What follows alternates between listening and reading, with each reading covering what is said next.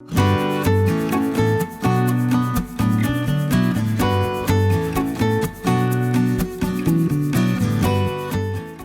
suis infirmière de premier métier. Alors une infirmière certes du siècle dernier, hein, j'ai été diplômée en 1980, ça ne date pas tout à fait d'aujourd'hui. J'ai travaillé une douzaine d'années à l'hôpital dans des services plutôt aigus, réanimation, dialyse, réanéonate et ensuite donc avec une espèce d'appétence pour l'écriture, j'ai fait une candidature spontanée dans une news de l'époque infirmière qui était très en vogue, qui était l'infirmière magazine d'ailleurs, disons-le.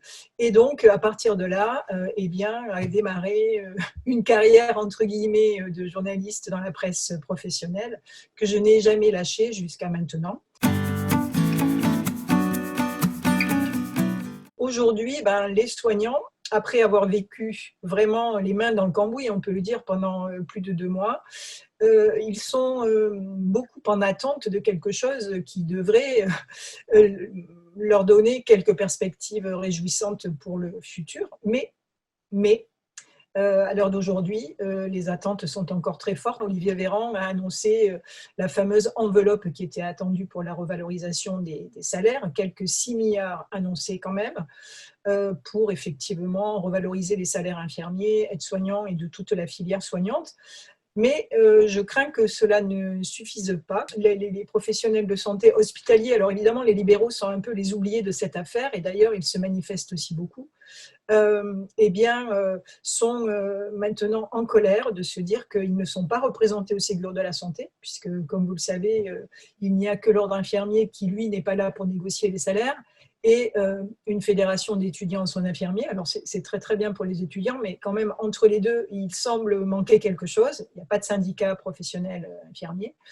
Donc, ça a donné quand même une perspective à tous ces soignants qui ont eu envie de se regrouper ensemble et de créer une espèce de groupe de pression, puisqu'ils sont quelques 27, 28 à s'être ralliés en quelque sorte pour peser plus fortement sur le Ségur et d'envoyer des propositions au ministère en faisant quand même valoir leurs compétences, la mobilisation très très forte qu'ils avaient eue pendant la crise et ce qu'ils en attendaient, c'est-à-dire les bravos c'est bien, les merci c'est bien, mais maintenant il faut passer à des choses concrètes et le concret, ça passe quand même aussi par cette fameuse revalorisation des salaires.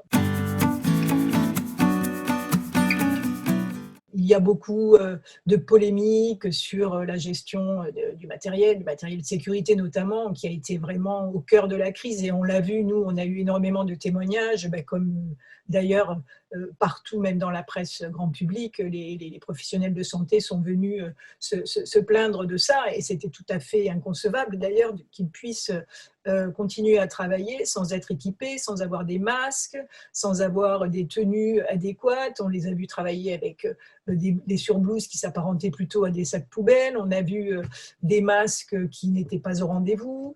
Alors, il y a eu la crise hospitalière qui a été déjà très importante avec effectivement cette gestion qui était vraiment très, très négative. Et ensuite, c'est le secteur libéral qui a aussi payé le prix fort.